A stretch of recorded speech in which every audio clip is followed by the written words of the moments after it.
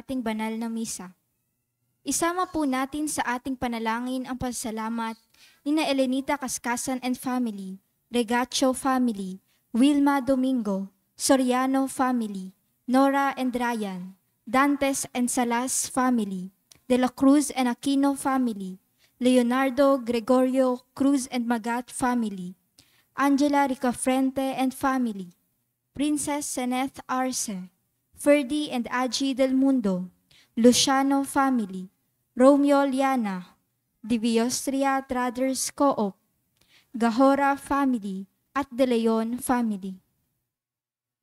Natatanging kahilingan para sa agarang paggaling ni na Ronald Salamat, Rolando and Danilo de los Santos, Mildred Recla, Zeni Lago, Rodrigo Ramirez, Rebecca Liserio, Mirna Pangilinan, Aida Concepcion, Maxine Aguado, Timothy Paul Quizmundo, Liza Lago, Enrique Apalateo Jr., Raquel Crame, Jasmine Sebeldia Lim, Carolina and Modesto Bilbaeno, Erlinda Liwag, Mary Jane de la Cruz, Bernardo and Carlota Bernardino, Caroliba Patolot, at Jenny Sison.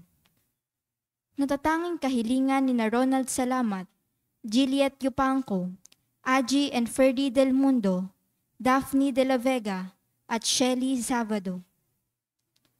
Panalangin para sa mga kaluluwa nila Reynaldo Kaskasan, Martina Regalado, Consuelo and Teodoro Cordova, Alicia, Monsignor Norberto Habos, Monsignor Pepe Ramirez, Father Angelino de Feo Jr., Father Odon de Castro, Father Eric Santos, Julianito and Lorna Mercado, Rose Harder, Ronaldo Kawachi Sr., Mariano Filomeno Sr., Brigida Filomeno, Mariano Filomeno Jr., Azucena Filomeno, Corazon Saberon, Emilio Saberon, Natividad Saberon, Patricio Saberon, Leticia Lopez, Roel Diesta, Bert Diesta, Nancy Estacio, Virginia, Heidi Mariano, Solemnidad, Suichi Yamamoto, Erwin Fortades, Hilaria Taray, Josephine Baldesimo, Jeronimo de los Santos, Marcelino, Zidni, Pastor, Dominga, Marcelino, Remedios, Pastor Junior, Celso, Eulalio, Pio, Estrella, Marshall, Regino, Adela, Marilu, Jesus and Erlinda Vigo, Rhea and Corsino, Edgar, Michael, Yoli, Juliana Rivas, Estrella, Reynante, Rosalino Portillo Sr., Manuel de la Cruz, Luciano Ganora, Candelaria Nalasa, Thelma Tielsa, at Wilma Ganora. Magsitayo po ang lahat para sa orasyon.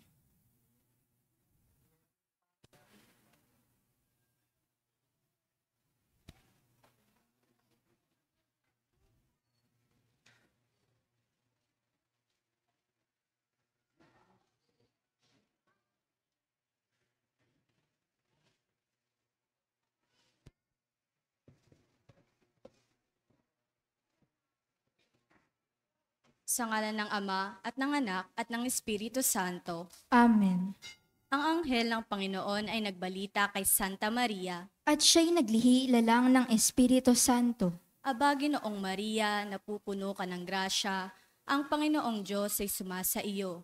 Bukod kang pinagpala sa babaing lahat, at pinagpala naman ang iyong anak na si Jesus. Santa Maria, Ina ng Diyos, ipanalangin mo kaming makasalanan, ngayon at kung kami mamamatay. Amen.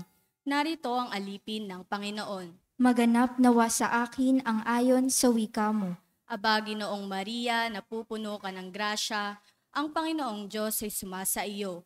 Bukod kang pinagpala sa babaeng lahat, at pinagpala naman ang iyong anak na si Jesus. Santa Maria, Ina ng Diyos, ipanalangin mo kaming makasalanan, ngayon at kung kami mamamatay. Amen. At ang salita ay nagkatawang tao. at nakipamuhay sa atin. Aba, Ginoong Maria, napupuno ka ng grasya, ang Panginoong Diyos ay sumasa iyo. Bukod kang pinagpala sa babaeng lahat, at pinagpala naman ang iyong anak na si Jesus. Santa Maria, Ina ng Diyos, ipanalangin mo kaming makasalanan, ngayon at kung kami mamamatay. Amen. Ipanalangin mo kami, O Santa na Ina ng Diyos, Nang kami maging dapat makinabang sa mga pangako ni Kristo. manalangin tayo. Panginoon naming Diyos, kasihan mo nawa ang aming mga kaluluwa sa iyong mahal na grasya, at yayamang dahilan sa pamamagitan ng anghel ay nakilala namin ang pagkakatawang tao ni Jesucristong anak mo. Pakundangan sa mahal na pasakit at pagkamatay niya sa krus, papakinabangan mo kami ng kanyang pagkabuhay na mag-uli sa kadakilaan sa langit. Sa pamamagitan ni Jesucristong aming Panginoon, Amen. luwalhati sa Ama at sa Anak at sa Espiritu Santo, Kapara nung sa unang-una, ngayon at magpakailanman, magpasawalang hanggan. Amen. sa ngalan ng Ama at ng Anak at ng Espiritu Santo. Amen.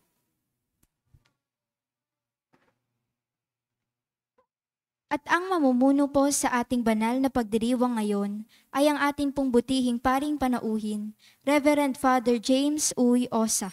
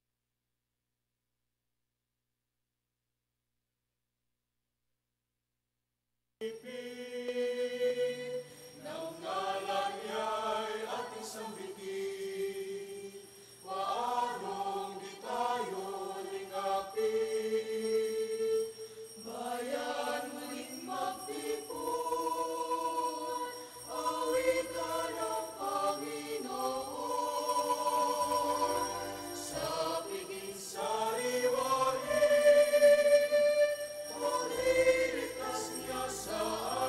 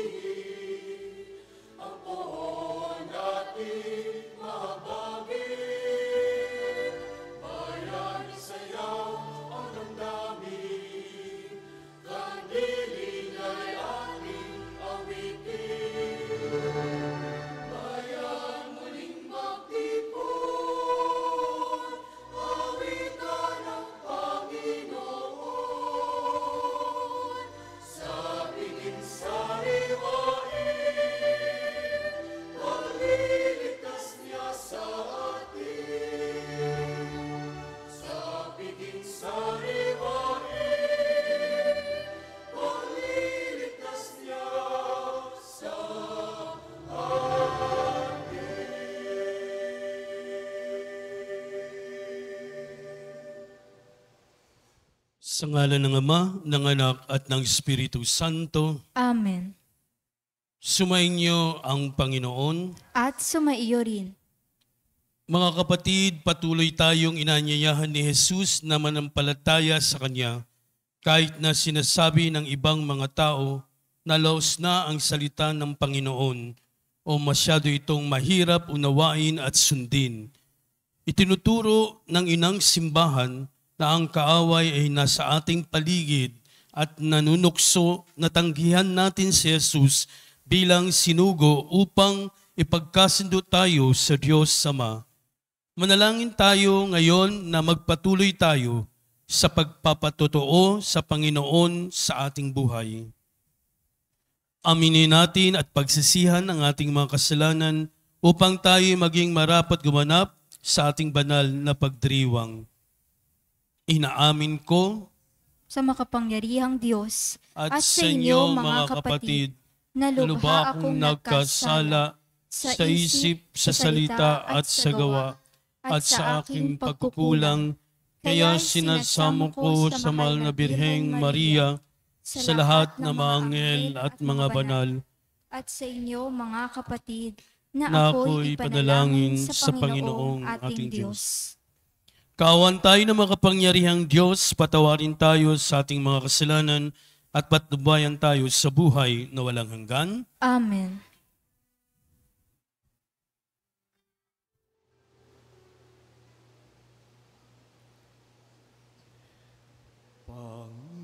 Panginoon, kaawaan mo kami, kaawaan mo kami.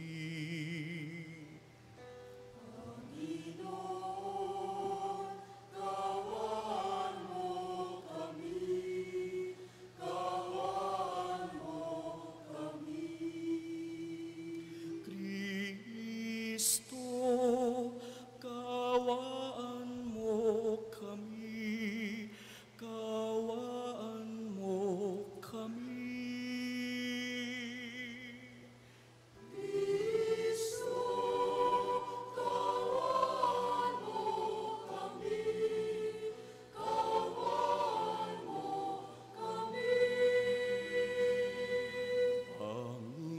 Panginoon, kaawaan mo kami, kaawaan mo kami.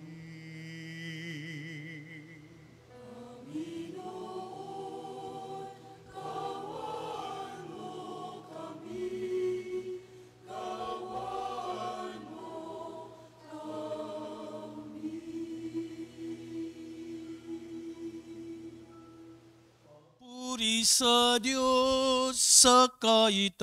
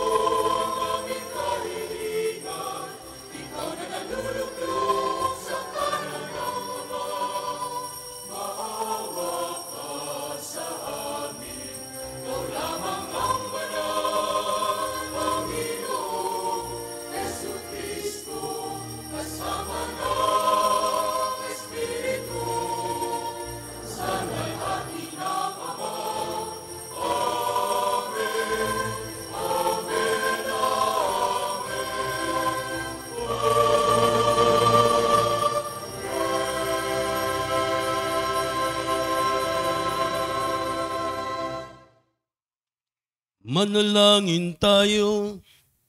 Ama naming makapangyarihan, sa iyo nagmumula ang tanang kabutihan.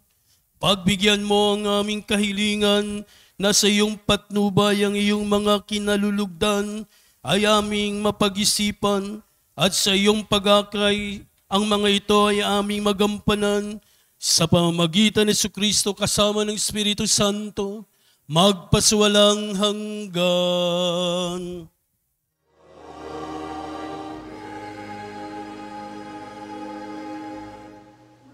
Po ang lahat. Nawalay mula sa kalooban ng Diyos ang unang lalaki't babae nang suwayin nila ang utos ng Diyos. Ngunit kahit sa kabiguan, gumawa pa rin ng paraan ang Diyos para sa kanyang mga pinakadakilang nilikha. Pagbasa mula sa aklat ng Henesis. Pagkakain ni Adan ng bunga ng puno, tinawag siya ng Panginoon at tinanong, "Saan ka naroon?" "Natakot po ako nang marinig ko kayong nasa hardin. Nagtago po ako sapagkat ako'y hubad." Tugon niya, "Sinong may sabi sa iyong hubad ka?" Tanong ng Diyos, "Bakit? Kumain ka ba ng bungang ipinagbabawal ko? Kasi pinakain po ako ng babaeng ibinigay ninyo sa akin." Tugon niya, "Bakit mo naman ginawa iyon?" Tanong ng Diyos sa babae, "Mangyari po'y nilinlang ako ng ahas, kaya ako natuksong kumain." Tugon naman niya. At sinabi ng Panginoon sa ahas, "Sa iyong ginawa'y may parusang dapat, na tanging ikaw lang yaong magdaranas. Ikaw ay gagapang ang hatol kong gawad, at alikabok ang pagkaing dapat. Kayo ng babae laging mag-aaway, binhimo't binhinyay laging maglalaban.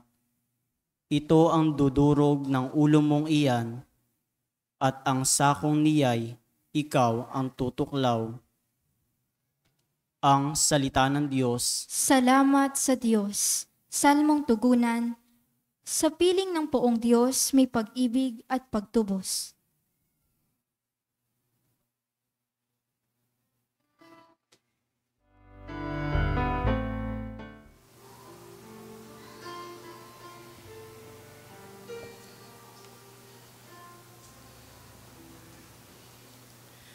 Sa piling ng poong Diyos, may pag-ibig at pagtubos.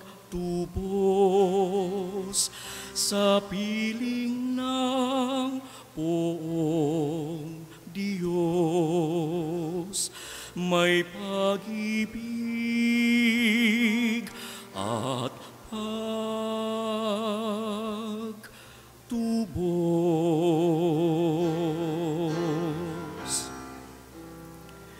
Sa piling ng poong Diyos, may pag-ibig at pagtubos. Sa piling ng poong Diyos, may pag-ibig at pagtubos. Sa gitna ng paghihirap, tinawag ko'y Panginoon. Panginoon, ako'y dinggin, pagkat ako'y tumataghoy.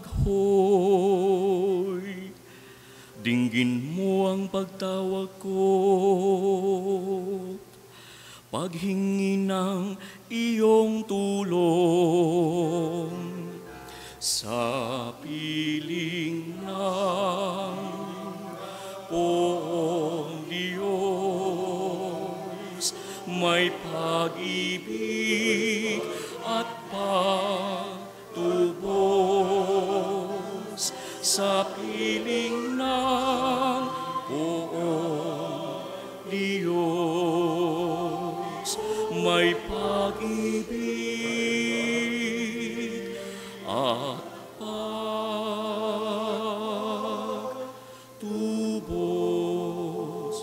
Kung ikaw ay may talaan nitong aming kasalanan,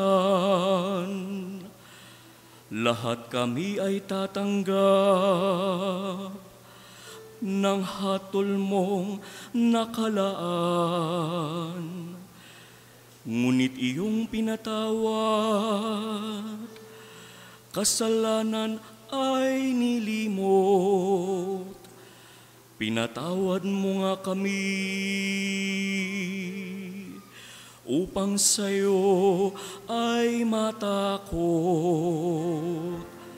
Sa piling ng buong Diyos, may pag-ibig at pagtubos. Sa piling ng buong Diyos, may pag-ibig at pagtubos.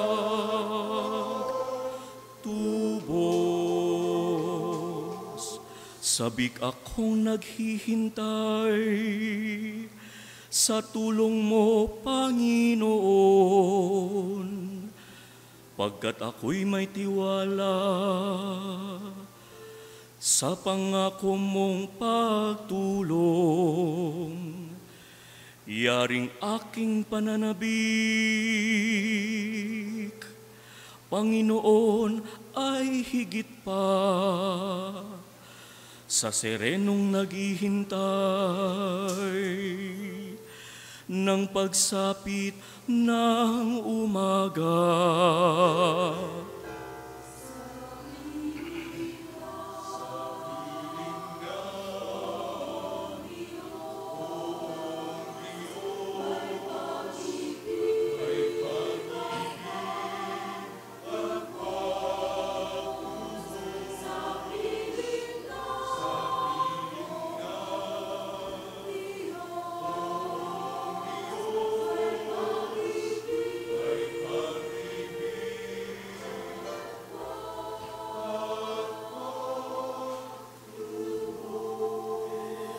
Magtiwala ka, Israel, magtiwala sa iyong Diyos.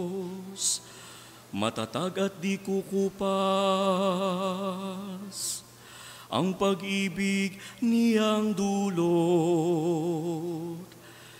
Lagi siyang naghahandang sa sinuman ay tumubos. Ililigtas ang Israel, iyong kanyang mga hirang. Ililigtas niya sila sa kanilang kasalanan. Sa piling ng buong Diyos, may pag-ibig at pagtubos. Sa piling ng buong Diyos, may pag-ibig at pagtubos.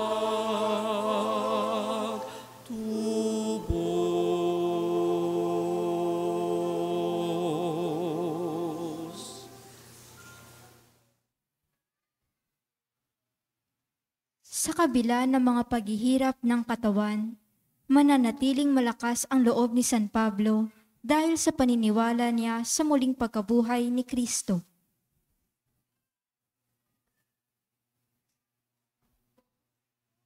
Pagbasa mula sa sulat ni Apostol San Pablo sa mga taga-Galasya.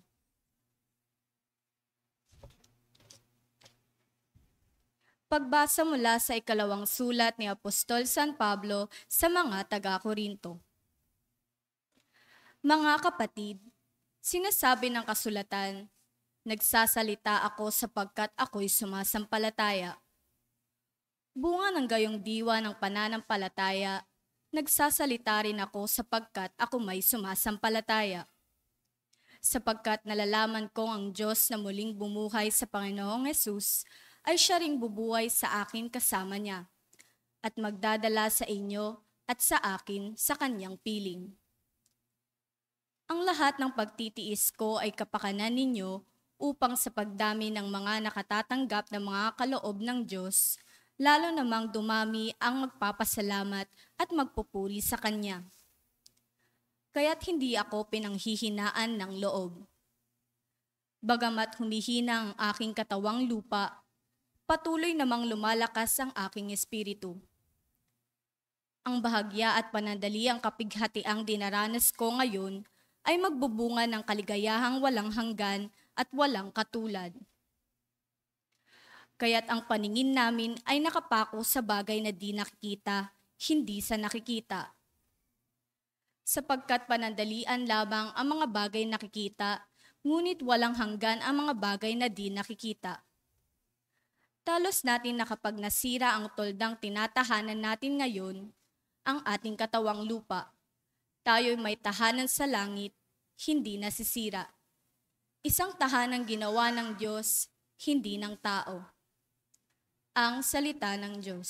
Salamat sa Diyos. Tumayo po ang lahat.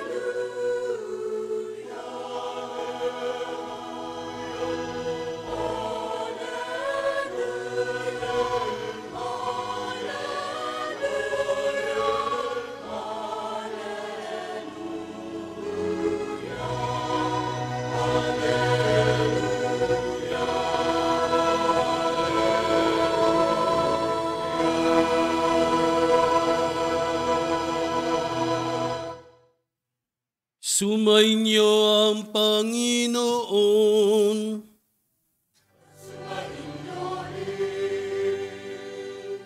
Ang mabuting balita ng Panginoon ayon kay San Marcos.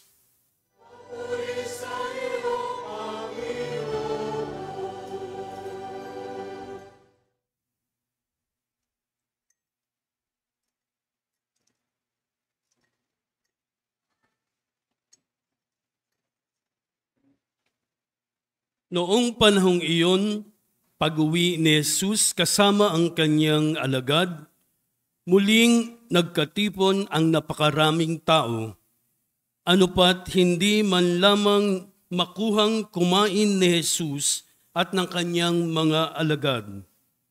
Nang mabalitaan ito ng kanyang mga kasambahay, sila'y pumaroon upang kaunin ito, sapagkat ang sabi ng mga tao, nasisiraan siya ng bait. Sinabi naman ng mga eskribang dumating mula sa Jerusalem, inaalihan siya ni Beelzebul, ang prinsipe ng mga demonyo. Ito ang nagbigay sa kanya ng kapangyarihang magpalayas ng mga demonyo. Kaya't pinalapit ni Jesus ang mga tao at sinabi sa kanila ang ilang talinhaga.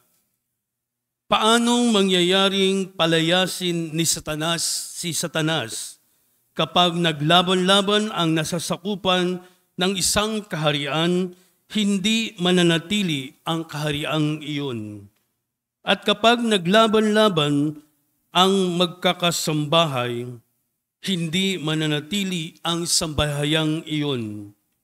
Gayon din naman, kapag naghimagsik si Satanas laban sa kanyang sarili, ay naglaban-laban ang kanyang nasasakupan, hindi magtatagal at darating ang kanyang wakas. Walang makapapasok sa bahay ng isang taong malakas at makaaagaw ng kanyang ari-arian, malibang gapusin muna niya ang taong iyon, saka pa lamang niya malulooban ang bahay na iyon. Tandaan ninyo ito, maaring ipatawad sa mga tao ang lahat ng kasalanan at panlalait nila sa Diyos. Ngunit ang sinumang lumait sa Espiritu Santo ay hindi mapapatawad. Ang kanyang kasalanan ay hindi mapapawi kailanman. Sinabi ito ni Jesus sapagkat ang sabi ng ilan, inaalihan siya ng masamang espiritu. Dumating ang ina at mga kapatid ni Jesus at sila'y nasa labas ng bahay at ipinatawag siya. Noon na may maraming taong nakaupo sa palibot ni Jesus at may nagsabi sa kanya, nariyan po sa labas ang inyong ina at mga kapatid. Ipinatatawag kayo. Sino ang aking ina at mga kapatid? Ani Jesus. Tumingin siya sa mga nakaupo sa palibot niya at nagwika, ito ang aking ina at mga kapatid, sapagkat ang sinumang tumalimas sa kalooban ng Diyos ay siya kong ina at mga kapatid. Ang mabuting balita ng Panginoon.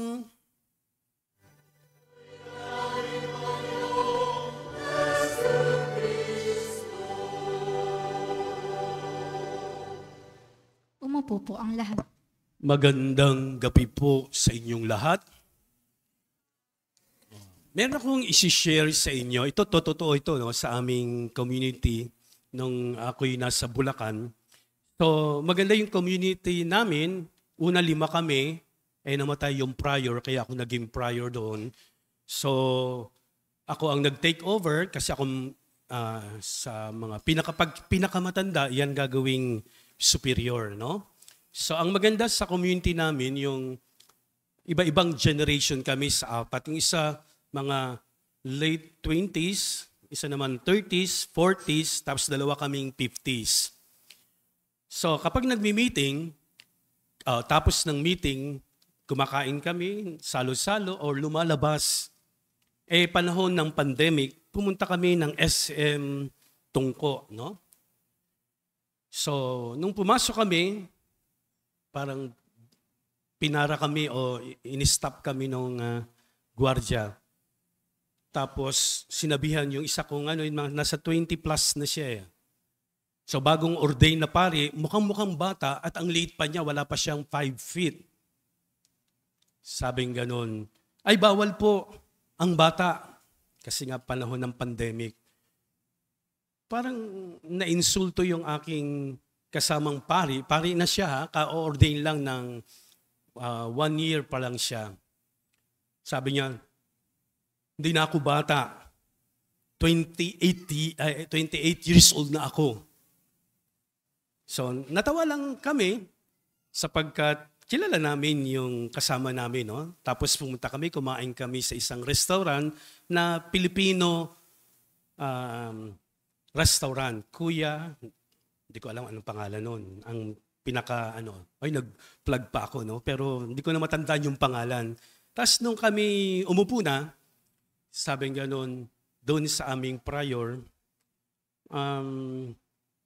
Kasi yun ang kanilang kuya, ate, ganyan. Ang tinawag, ano pong gusto niyo, daddy? So nagulat yung aming prior, nagalit siya, wag mo akong tawaging daddy. Di nagulat yung waiter. Umupo kami, tapos sabi ko, wag mo kaming tawagin, wag mo siyang tawagin o kami na daddy kasi mga pari kami. Ay, sorry po. Kasi yan po ang bati namin, ate, kuya, nanay, tatay. Pero nagulat ako kasi daddy. Tapos nung kumakain na kami, di magbibigay. Senior po. Hindi ko alam kung matutuwa ako kasi white hair na ako.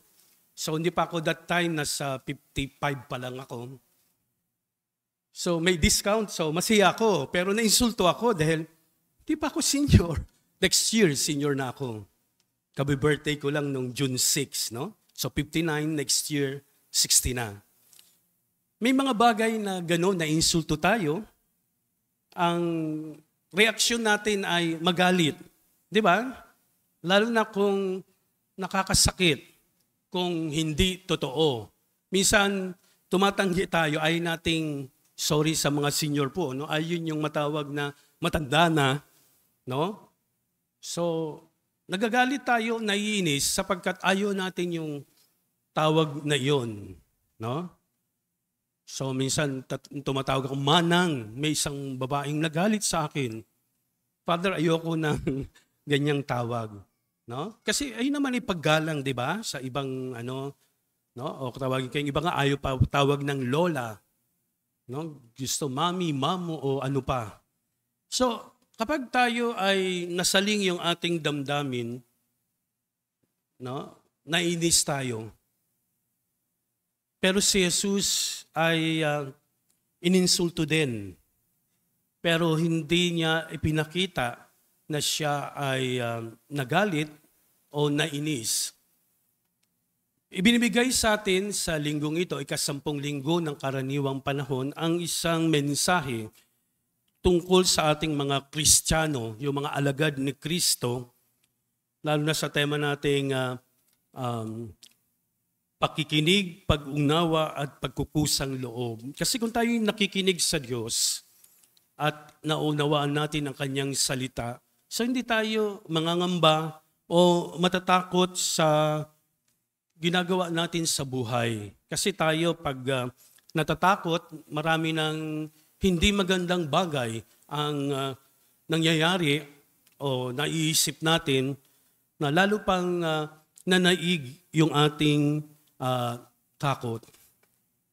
Kapag ininsulto ka, no, yun ang pinaka, sabi ko nga kanina, bagay na ayaw nating mangyari sa atin. Kasi kung titingnan natin, kung ang tao ay pantay-pantay lahat ay mabuti, walang masama, so walang mag-iinsulto sa'yo, walang mang-aapi sa'yo, dahil ginagawa mo yung mabuti. Pero meron naman gumagawa ng mabuti pero naiinsulto o hinahamak. Bakit? Nandiyo dyan yung inggit. Ay, hindi ka pwedeng maging mas magaling sa akin. Ako ang mas magaling. Lalo na sa lugar na ito. No? Merong mga ganyang tao. Kasi, no, ayaw nating nahihigitan tayo. We keep people, we pull them down. Binababa natin sila para tayo maging sikat, no? Maging mataas. Ayaw natin yung tinatapakan tayo ng ibang tao. Alam ko walang sasang-ayon dito na siya ay tapakan ng isang tao, ng sinumang tao.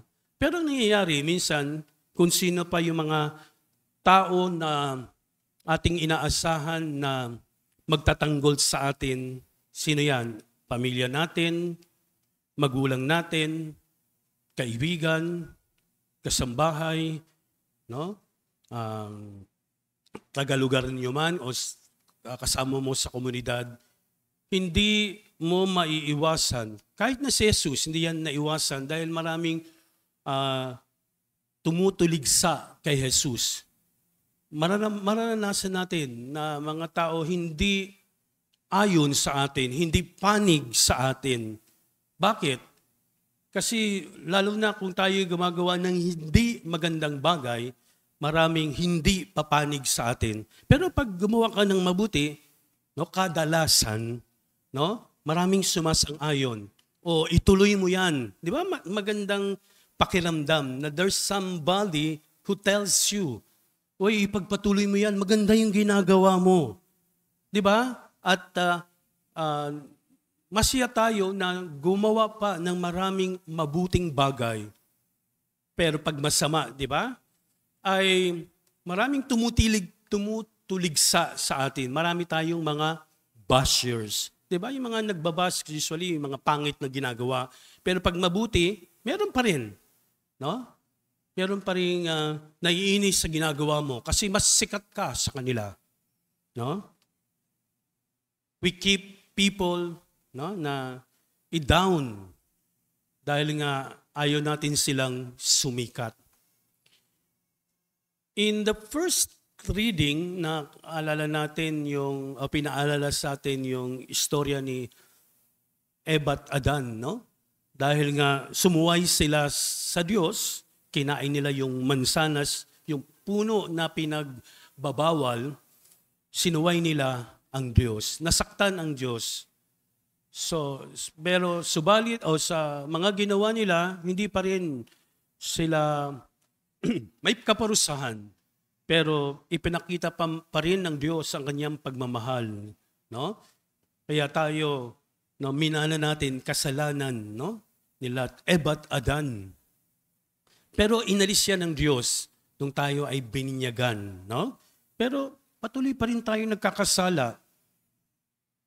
Kaya iniimbitahan tayo ng Diyos na magbalik loob sa Kanya. Sa ikalawang pagbasa naman, so si San Pablo ay nakaranas din, no, ng paghihirap o pagtuligsa, pero hindi siya pinabayaan ng Diyos. So ganun dapat ang ating maging attitude, na kapag tayo'y tinutuligsa tulad ni Jesus, gayahin natin, tularan natin si Jesus, na hindi siya nabagabag.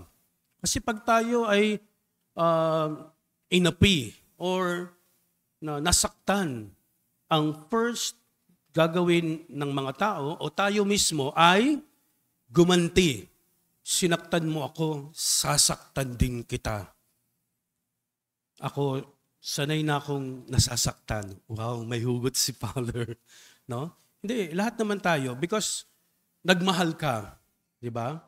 Minsan, niloko ka o naloko ka o ikaw ang nanloko.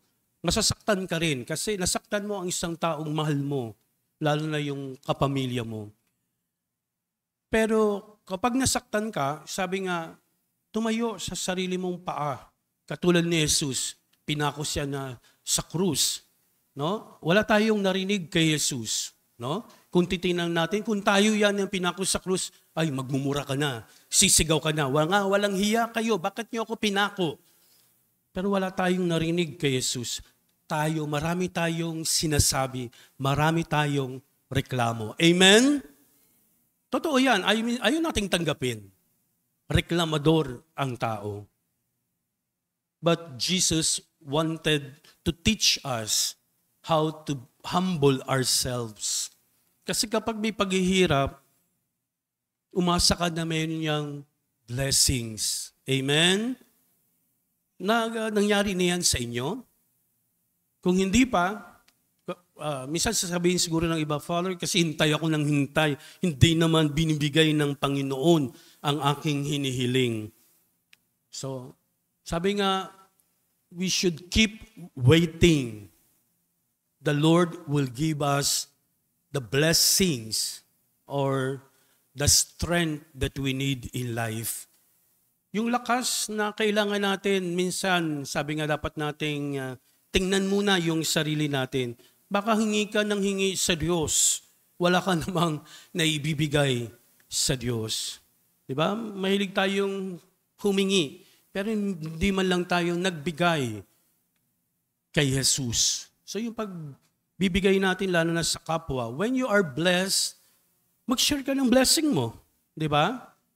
Kung happy ka, i-share mo yung happiness mo sa ibang tao. No? Kasi hindi tayo tinuruan ng Diyos na maging sakim o mapagsarili o maging mapagsarili o yung makasarili. Kasi nga tayo ay alagad ni Kristo, tayo ay Kristiyano, ang ating modelo ay si Kristo.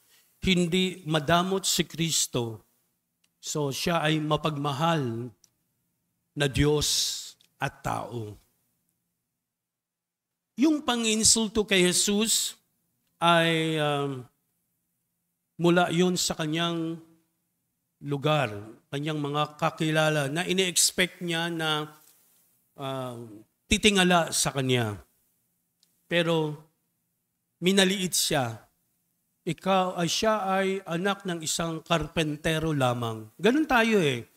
Kapag kilala natin yung isang tao, kapag nag-abroad na, o hindi na natin alam yung buhay, pero pagbalik, yun pa rin ang pagkilala natin. Kasi yun ang first impression natin. Di ba? Minsan, the first impression last. No? Nagtatagal. Pero hindi dapat. Kasi hindi na natin kilala yung tao. Ako, pag nagpunta ako dyan sa Delpan, hindi ko nakilala yung mga kabataan. Yung mga matatanda, tulad na nagmisa ako doon. So, dumubog yung mga kakilala ko, kaibigan ko. Natuwa sila sapagkat parang bumalik yung isang pamayanan, isang komunidad. No? Pero yung mga kabataan, no, hindi ko na nga kilala. So, sometimes, sabi ko nga, we put people down. Kasi yun ang pagkakilala natin. Saka natin kinikilala kung tumanyag sa ibang bansa. Di ba? Proud tayong mga Pilipino. Pero tayo na minsan nakakakilala, hindi natin kinikilala yung taong dapat kilalin natin dahil nagsumikap siya, nagbago, lumago, naging mayaman. No? Ang mahirap pag naging mayaman, saka natin no, pupuntahan kasi baka may bigay sa akin. No? Pero minsan nakakalimot tayo, no? Lalo na sa Diyos, na maraming naibigay sa atin, hindi tayo tumanaw ng utang na loob sa Diyos. Kasi yung mga nanlait kay Jesus, no, ito yung mga nakarinig ng mga salita niya, pero hindi naisipuso o hindi naunawaan. So, ang alam pa rin, siya pa rin si Jesus na anak ng karpintero. Pero yung mga turo at aral ni Jesus ay hindi tumimo sa puso nila. Kahit ang tingin kay Jesus ay simpleng tao lamang.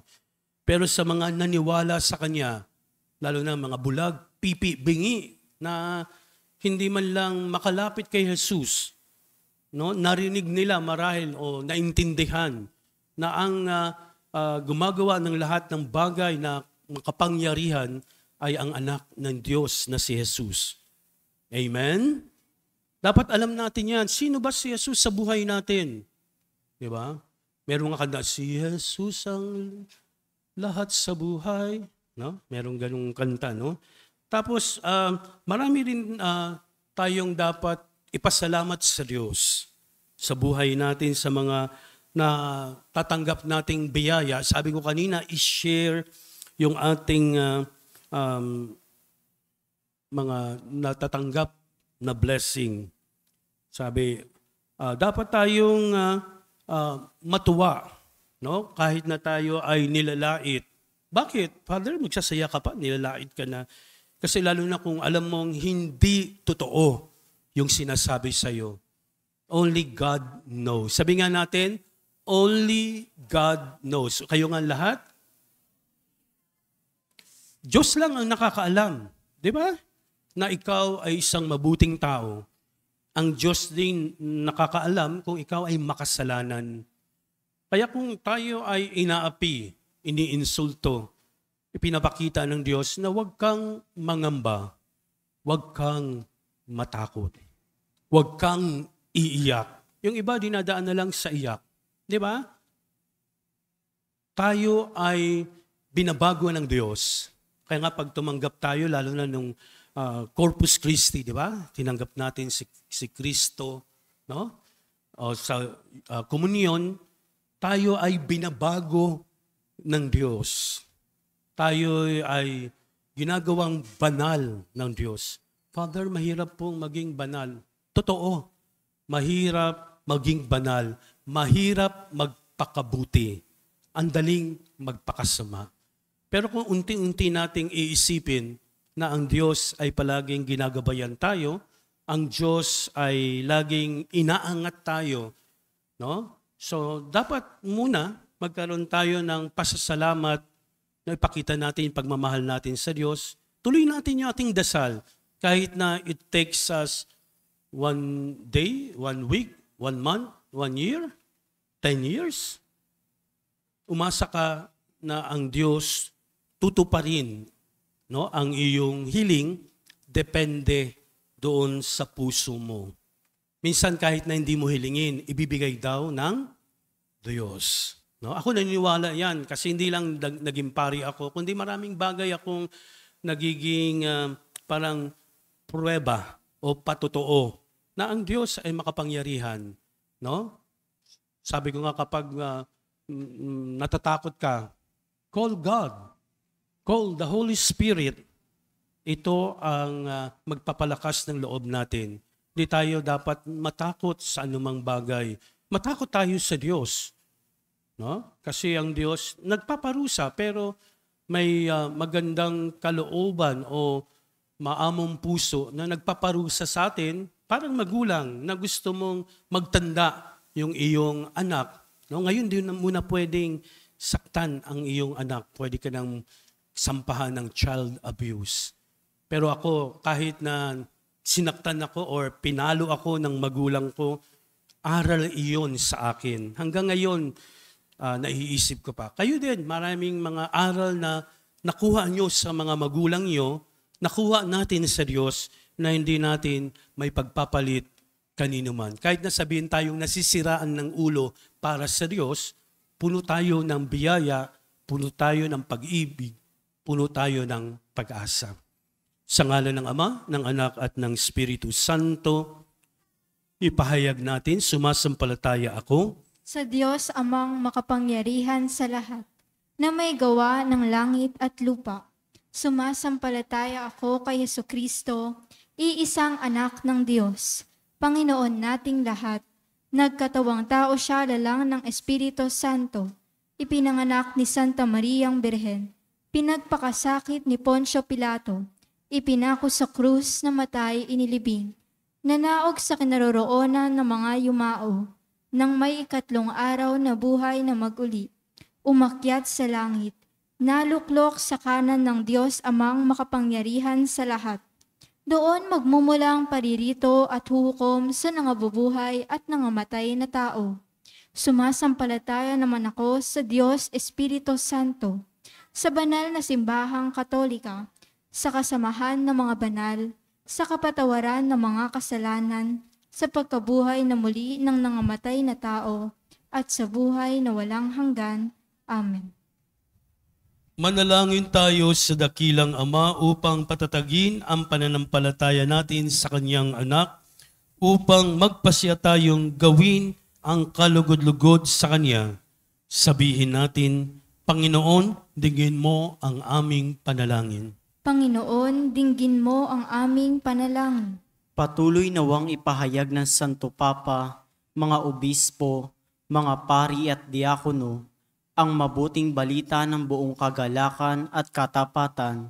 Manalangin tayo. Panginoon, dinggin mo ang aming panalangin.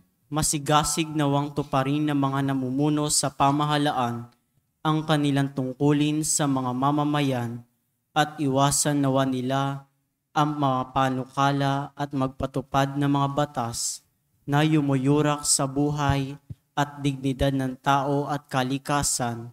Manalangin tayo. Panginoon, dinggin mo ang aming panalangin. Talikdan nawa ng kabataan ang kultura ng kamatayan, materialismo, kasinungalingan, at pangmadaliang kasiyahan, at matagpuan nawa nila ang kagandahan ng kapayakan at mga espiritual na bagay. Manalangin tayo. Panginoon, dinggin mo ang aming panalangin. Magsumikap nawang higit ang mga reliyoso at relihiyosa sa pagbabahagi ng salita ng Diyos sa pamayanan. Manalangin tayo. Panginoon, dinggin mo ang aming panalangin. Ama, pakinggan mo ang iyong mga anak nang pinabubuklod mo sa banal na Eukaristiya. Naway lumago sila sa pag-ibig mo sa tulong ng anak mong si Jesucristo na naghaharing kasama mo at ng Espiritu Santo magpaswalang hanggan. Amen. Magsiupo po ang lahat.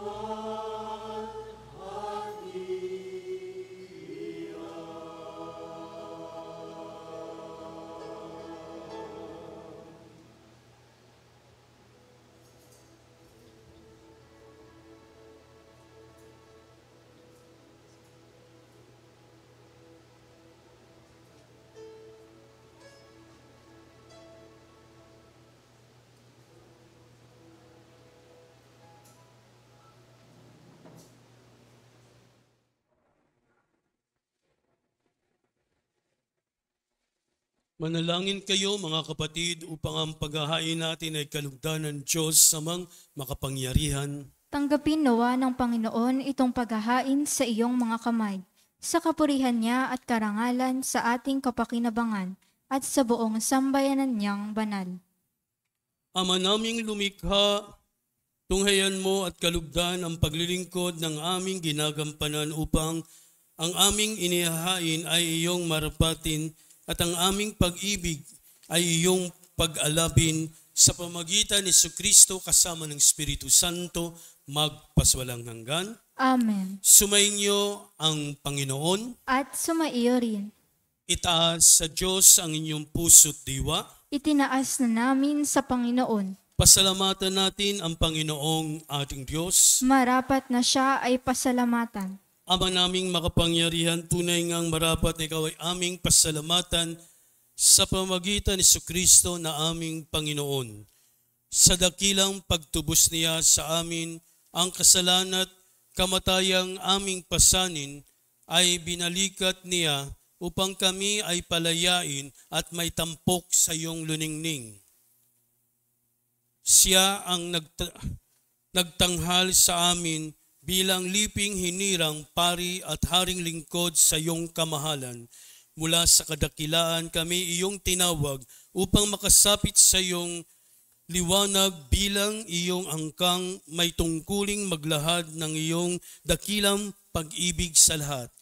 Kaya kaysa ng mga anghel nagsiawit ng papuri sa iyo nang walang humpay sa kalangitan, kami nagbubunyi sa iyong kadakilaan.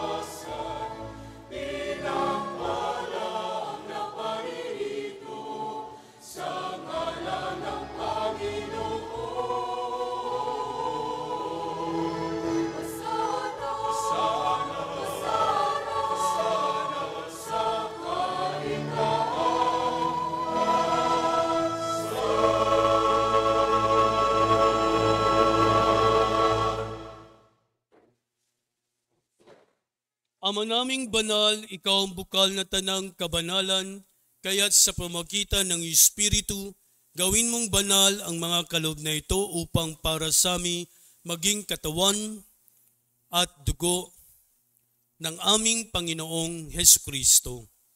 Bago niya pinagtiisang kusang loob na maging handog, hinawakan niya ang tinapay, pinasalamatan kanya, pinaghati-hati niya yon, inabot sa kanyang mga alagad at sinabi, "Tanggapin ninyong lahat ito at kanin, ito ang aking katawan na ihahandog para sa inyo."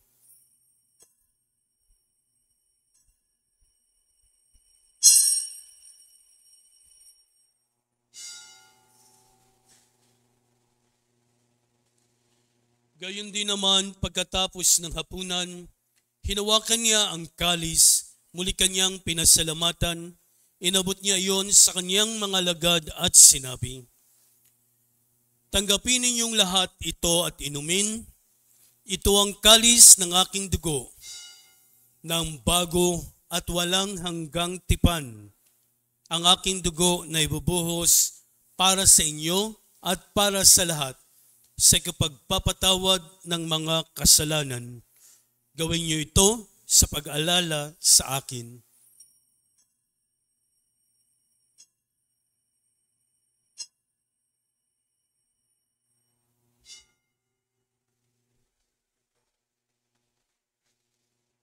Ipagbunyi natin ang misteryo ng ating pananampalataya. Amen.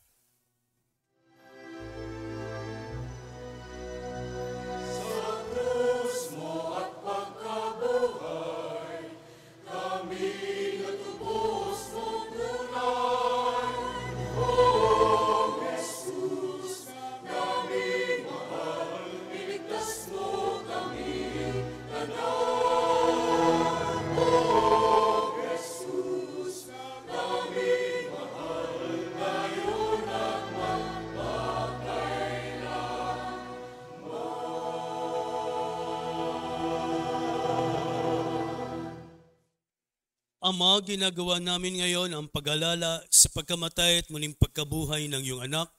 Kaya't inaalay namin sa iyo ang tinapay nagbibigay buhay at ang kalis nagkakalob ng kaligtasan. Kami nagpapasalamat dahil kami yung minarapat na tumayo sa harap mo para maglingkod sa iyo. Isinasamo namin kami magsasalo-salo sa katawan at dugo ni Kristo ay mabuklod sa pagkakaisa sa pamagitan ng Espiritu Santo. Ama, lingapin mo yung simbahang laganap sa buong daigdig. Puspusin mo kami sa pag-ibig kay San Francisco na aming Papa, ni Jose na aming Obispo, at ng Tanang Kaparian. Alalahanin mo rin ang mga kapatid naming nahimlay na may pag-asang sila'y muling mabubuhay. Gayon din ang lahat ng mga pumanaw. Kawan mo sila patuloyin sa iyong kaliwanagan.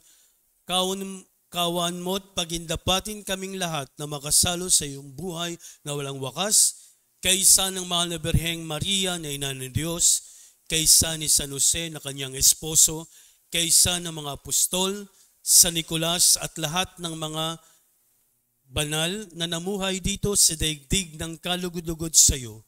May pagdiwang nawa namin ang pagpupuri sa ikarangal mo sa pamagitan ng iyong anak na aming Panginoong Hesukristo. Sa pamamagitan ni Kristo, kasama niya at sa Kanya, ang lahat ng parangal at papuri ay sa iyo, Diyos Amang makapangyarihan, kasama ng Espiritu Santo, magpasawalang hanggan.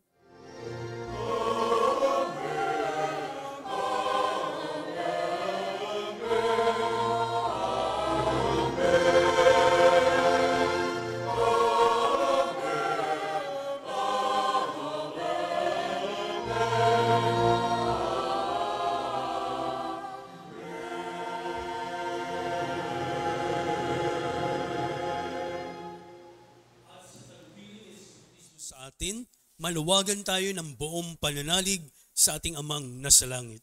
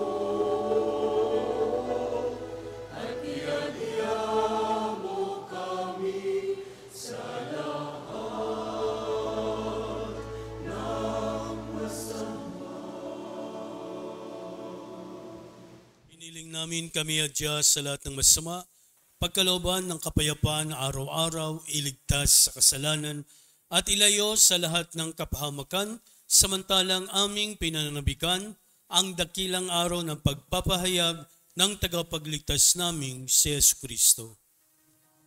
Sa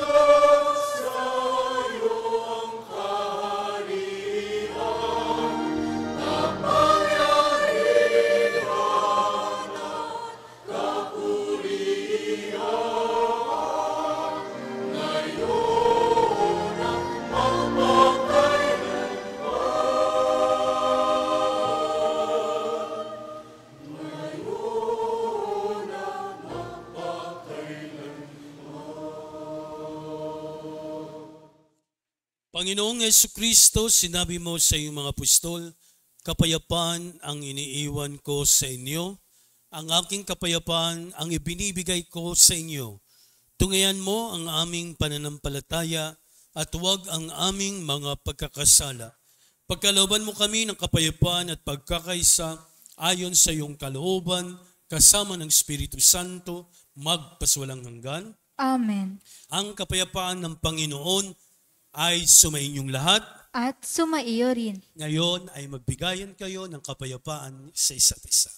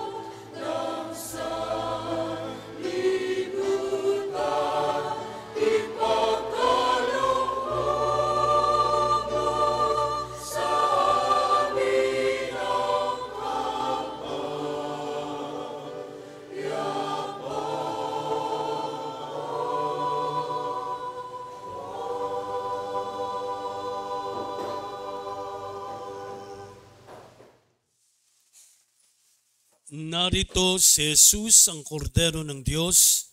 Narito siyang nag-aalis ng mga kasalanan ng sanlibutan. Mapapalad ang mga ininyayahan sa kanyang piging.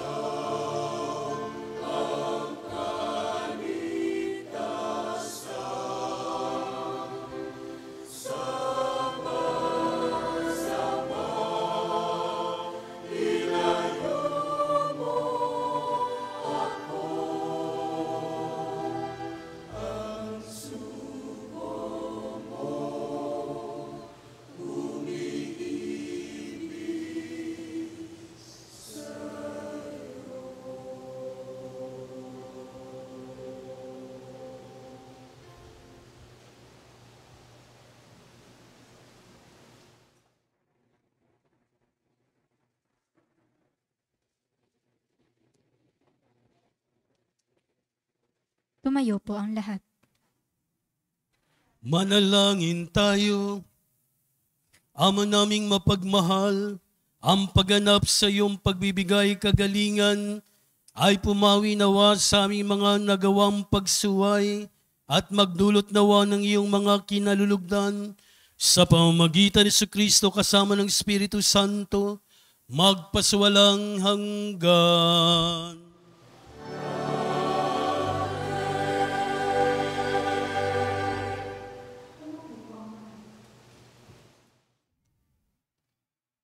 Mga paanyaya, sinimulan na po natin ang 9 na araw ng Misa Nobenaryo para sa karangalan ni San Nicolas de Tolentino noong ika-4 ng Hunyo hanggang sa ika-12 ng Hunyo.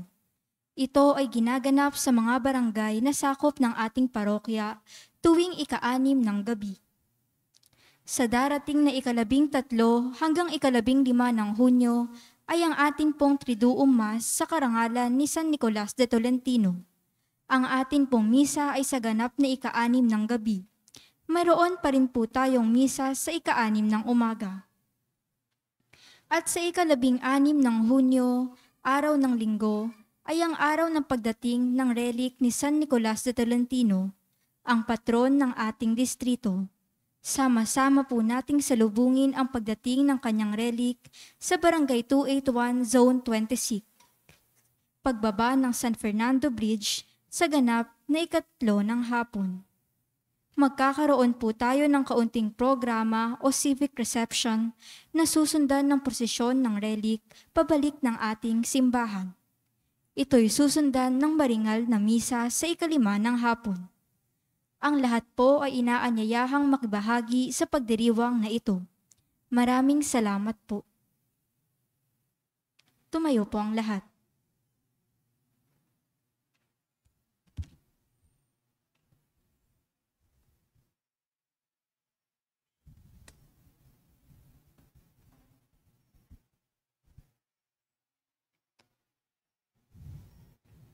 Sumainyo ang Panginoon. Ngayon ay magsiyuko kayo habang ginagawad ang pagpapala. Ama naming mapagpala, ipadamo mong ikaw ang kapiling ng mga bumubuo ng iyong bayan. Ipagkaloob mo sa amin araw-araw ang aming mga kailangan upang sumapit kami sa buhay na para sa amin iyong inalaan. Sa pamagitan ni Jesucristo kasama ng Espiritu Santo, magpaswalang hanggan. Amen. At ang pagpapala ng makapangyarihang Diyos Ama, Anak at Espiritu Santo ay manaog nawa at mamalagi sa inyo magpaswalang hanggan. Amen. Tapos ng ating misa, humayo kayo sa kapayapaan na taglay ang pag-asa at pananampalataya sa Diyos. Salamat sa Diyos. Palakpakan natin ang Panginoon.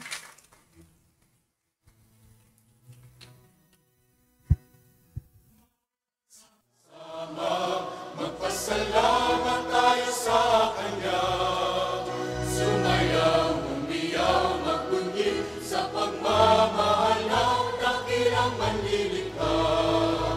Sa pag-ibig, sa pag-asa, sa biyaya at ligaya. Magpasalamat sa Kanya sa mabuti ng balita. Umawit ng sama-sama, magpasalamat tayo sa Kanya.